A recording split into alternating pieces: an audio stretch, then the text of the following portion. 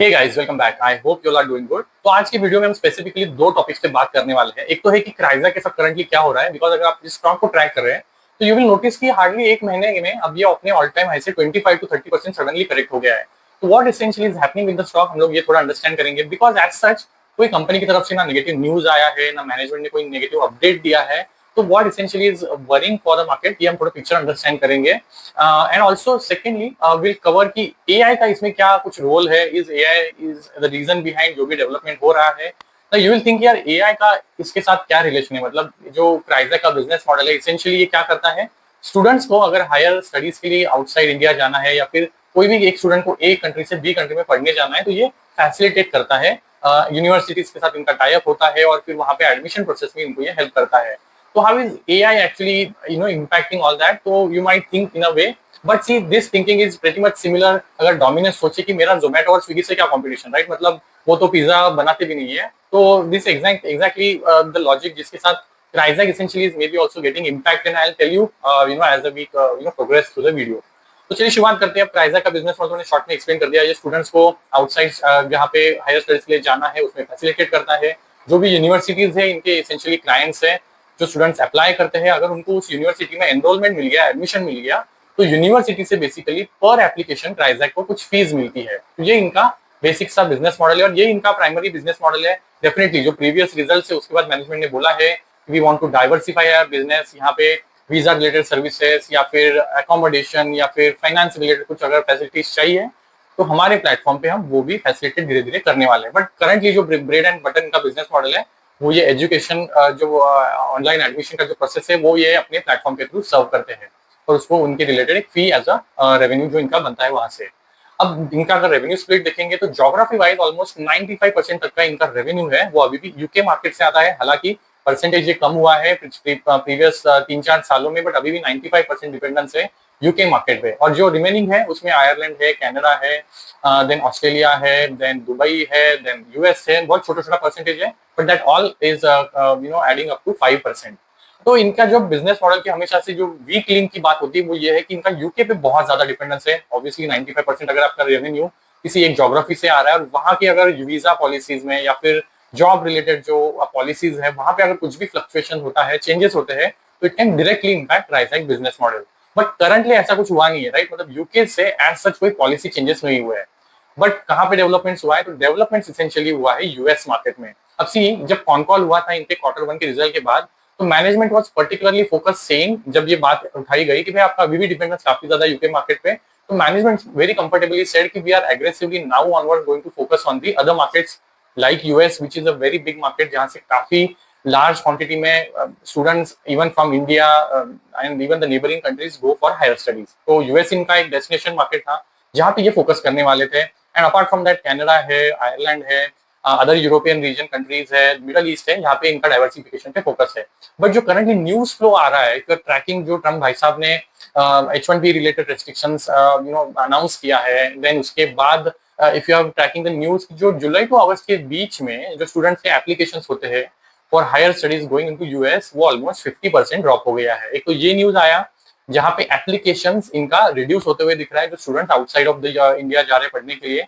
अब I think last week, I think कुछ 2-4 दिनों पहले ही there is another news flow which is saying कि यूएस ने कैप लगा दिया है on the students coming from outside US to 15% और 5% का पर कंट्री जो एक बैरियर लगा दिया है।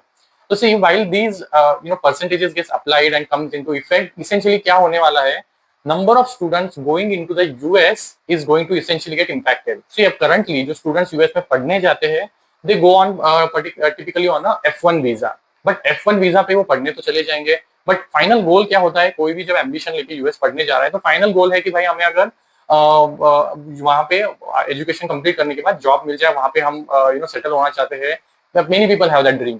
अभी अगर आप लोन लेके हायर स्टडीज के लिए यूएस जा रहे हो और अगर आपको लग रहा है कि वहां पे जॉब प्रोस्पेक्ट बेटर नहीं है, तो why even you will go there for higher studies, right, मतलब इतना बड़ा अमाउंट का लोन लेके people take loan up to 50, 60, 70 lakhs, right, to for that entire 2 year period that they have to spend.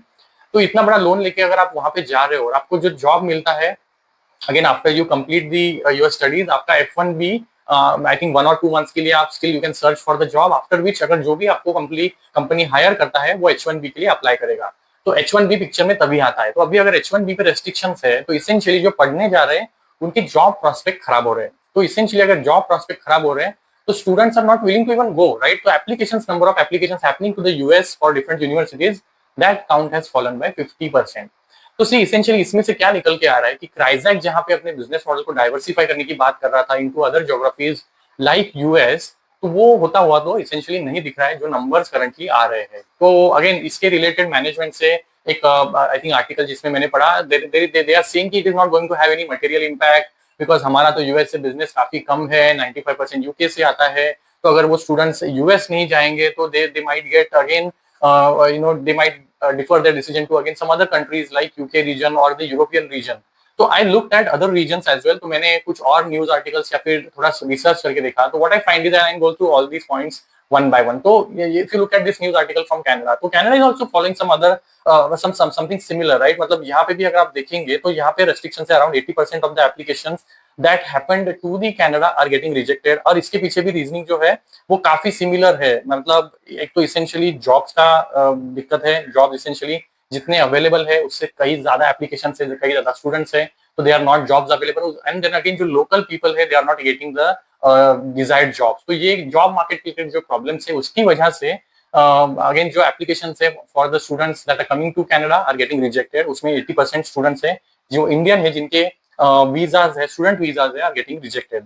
तो maybe let's look at some other country. तो this look at example of Denmark. और ये सब जो examples मैं दे रहा हूँ these all are the examples from last 4 to 5 or 6 months max, right? I mean यही पीरियड के मैंने एग्जांपल्स निकाले हैं। This is example of Denmark जहां पे again there is cases that are observed कि जहां पे मिसयूज हो रहा है और उसको प्रिवेंट करने के लिए they have started taking some of the steps जहां पे they have found that students coming from again Asian countries, Nepal के बारे में यहाँ पे बात हो रहा है, जहां पे students have come actually on the student visa but they are actually getting into a job market, so they again taking away the jobs from the local people. So this is an example from Denmark. Let's move to another example and I'll talk about here Australia. So Australia में again there is a restriction that is put into place for some of the Indian states. So 5 Indian states के बारे में यहाँ पे जिक्र किया है that have essentially been restricted for going to higher studies in the Australia. So essentially if you understand जो भी क्राइजैक मार्केट में ऑपरेट करता था, even if it is US जहाँ पे उनका होपफुल थे कि वहां पे हम डाइवर्सिफाई करेंगे, वहां पे भी प्रेशर है, एंड जो अदर एग्जिस्टिंग मार्केट है वहां पे भी कुछ ना कुछ रेस्ट्रिक्शंस तो है ही। तो इसेंशियली क्राइजैक के रिलेटेड यूके में करंटली, अब यूके का इस साल का नेगेटिव न्यूज पे कुछ नहीं है, बट लास्ट ईयर FY25 में there was a MAC review that happened. तो मैक इसेंशियली क्या है, माइग्रेटरी जो रिव्यू कमिटी होता है वो देखता है कि माइग्रेटरी एप्लीकेशंस का फ्लो कितना है, and then there was a decision going to be taken based on कि जो स्टूडेंट्स आ रहे हैं, पढ़ने को आ रहे हैं, उनको पोस्ट स्टडीज वर्क वीजा मिलना चाहिए, नहीं मिलना चाहिए, ये सबका जो पूरा एनालिसिस है ये मैक रिव्यू में किया गया था। अब अगर रिजल्ट उस सर्वे का अगर नेगेटिव आता तो again UK would have taken some decision which will impact the student inflow coming and that is happening to the UK, but ऐसा हुआ नहीं। MAC review came positively, luckily came positively, and then जो student inflow है that again started inching up। but understand ये last year हुआ था, ये again हो सकता है, right? that review can be taken done again and which can again put some restrictions। अगर ऐसा फ्यूचर में होता है तो अगेन यूके के मार्केट पे there is going to be some pressure. अब मैनेजमेंट ने क्लियरली नेगेट किया कि ऐसा कुछ होने नहीं वाला, but this is a government thing, government policies. अगर इसके रिलेटेड कुछ भी डिसीजन फ्यूचर में चेंज होता है तो company really doesn't have any say and it won't have any way even to diversify that quickly अगर यूके इंपैक्ट होता है। तो करंटली ये पूरा जो सेंटिमेंट है वो कंपनी के रिलेटेड खराब हुआ है। अब तक इनके नंबर्स में, अब Q1 का रिजल्ट आया है तो we only had a chance to understand what management has to say for 1 quarter. तो ये देखना पड़ेगा आगे चलते हुए। सी अब प्रोसेस इनका कैसा है, जो स्टूडेंट जैन फेब मार्च के अराउंड अप्लाई करता है उसका एनरोलमेंट होता है सितंबर अक्टूबर ये पीरियड में, राइट? मतलब अराउंड Q3। तो इसेंशियली जिन्होंने प्रीवियस Q1 के आसपास या फिर Q4 ऑफ लास्ट ईयर के आसपास जिन्होंने एप्लीकेशंस किए हैं उनको एनरोलमेंट मिलने वाला है सितंबर अक्टूबर के पीरियड में। अभी अगर एप्लीकेशंस कम हो रहे हैं, students applying, if it is going to drop now, इसका इंपैक्ट होने वाला है फ्यूचर रेवेन्यू पे। तो इस क्वार्टर 2 के जब रिजल्ट्स आएंगे तो what essentially we need to watch out for is कि इनके एप्लीकेशंस का ट्रेंड क्या है। अगर एप्लीकेशंस में कहीं पे भी कुछ डिक्लाइन होता हुआ दिखता है या फिर फ्यूचर में एप्लीकेशंस कम होने वाले हैं तो उसका essentially impact is going to be on the upcoming quarters जहां पे इनके रेवेन्यू पे डायरेक्टली इम्पैक्ट होगा, बिकॉज इनका रेवेन्यू है लिंक्ड है एनरोलमेंट से। जितना एडमिशन मिलता है वहां से इनका रेवेन्यू लिंक है, बिकॉज पर एडमिशन इनको कमीशन मिलता है and not on the number of application. तो आज का एप्लीकेशन कम हो रहा है तो वो फ्यूचर रेवेन्यू को इम्पैक्ट करेगा। तो ये फ्यूचर जो प्रोस्पेक्ट है ना क्राइजा के बिजनेस मॉडल के साथ करंटली, वहां पे दिक्कत है जो इसेंशियली इसके स्टॉक पे करंटली प्रेशर डाल रहा है। तो वॉच आउट करना पड़ेगा कि मैनेजमेंट कमेंट्री क्या आती है on the development that are happening. तो अब ये अब तक का पूरा पिक्चर है। अब थोड़ा अगर second part of the topic में अगर हम जाए, what essentially has panned out in terms of जो H1B हुआ है, तो if you understand the background beyond that, and I'll tell you and walk you through the steps chronologically. तो see, सितंबर के स्टार्ट में I think around 5th of the September Trump भाई साहब ने अपने व्हाइट हाउस में डिनर के लिए सारे टेक जो बड़े कंपनीज है, likes of Meta, Google, Facebook, इन सबके जो हेड है उनको व्हाइट हाउस में डिनर के लिए बुलाया था। Now you understand the chronology, ये 5 सितंबर के आसपास हुआ था और जो H1B के रेस्ट्रिक्शंस है वो अप्लाई हो गए थे 19th ऑफ द सितंबर से। तो definitely there would have been some discussion around कि ट्रम्प भाई साहब ने ऑब्वियसली बोला होगा कि I want more local jobs, I want to restrict the flow of immigrant that is happening because they are taking away our jobs, and if I have that restriction put in H1B, is it if you have any concern, तो definitely सबका बाइन लेके ये decision नहीं हुआ होगा because he won't want his companies to also get suffered, right? So now, and if you go back in the history, what's happening in last couple of years is AI has picked up the pace. तो जहाँ पे अगर if you have seen the statements coming from the heads of Meta या Google, almost 50% of the coding that they were doing historically using the manpower, now that is happening automatically, AI generating the code for them. तो ये सुंदर पिचाई ने भी कहा है historically कि हमारा तो अभी जो कोड है 50% AI लिख रहा है। And there was a very good article that I came across around जो इंजीनियर्स डे के दिन आया था टाइम्स ऑफ इंडिया में, and I can share the link in the description box, just go through it, you will notice there are 10-15 people that have mentioned जिन जो अपने काम में AI का यूज कर रहे हैं। तो there are multiple use cases जिनका इन्होंने जिक्र किया है, from writing the business requirement document, जो BRD लिखा जाता है before any code changes start to happen, you write a document under telling what essentially needs to be done। तो ये BRD का काम हो, कोड लिखना हो या फिर कोड को मर्ज करना हो, डीबग करना हो, टेस्टिंग करना हो, ये पूरा जो काम है एंड टू एंड ये ऑटोमेट हो रहा है। There is a help of AI agent जो पूरे कोडिंग के प्रोसेस में डिफरेंट स्टेजेस में कोड लिख के दे रहे हैं, you just need to integrate. या फिर जो टेस्ट केसेस लिखना होता है, is a big phase after development that happens before you can go live with the code. आपको टेस्टिंग करना पड़ता है। तो ये जो पूरा टेस्टिंग है, पहले मैनुअल होता था, फिर ऑटोमेटेड टेस्टिंग होने लगा। नाउ दैट टेस्ट केस का लिखना और वो सब जो एक बोरिंग जॉब है वो भी अब ऑटोमेट हो गया है।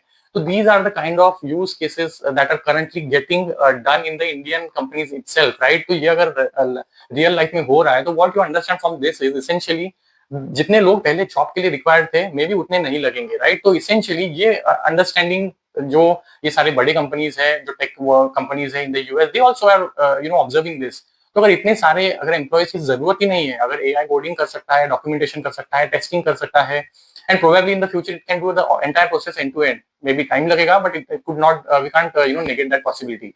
तो अगर ये अगर होने लगेगा तो essentially you won't need that many people. तो अब लोग नहीं चाहिए तो you can't suddenly start firing the people then, because then वो लेबर लॉज वगैरह आ जाएंगे। एंड अगर आप फायरिंग करते भी तो आपको सेवरेंस पे देना पड़ेगा, जो करंटली टीसीएस कर रहा है, राइट? अगर आपको फायरिंग करना है तो आपको कुछ ना कुछ उनको बेनिफिट देनी पड़ेगा, टाइम देना पड़ेगा, काउंसिल या फिर आपको कंसल्टिंग करना पड़ेगा, न्यूअर या फिर अदर जहाँ पे पॉसिबल है उनको एडजस्ट करना पड़ेगा एम्प्लॉय को।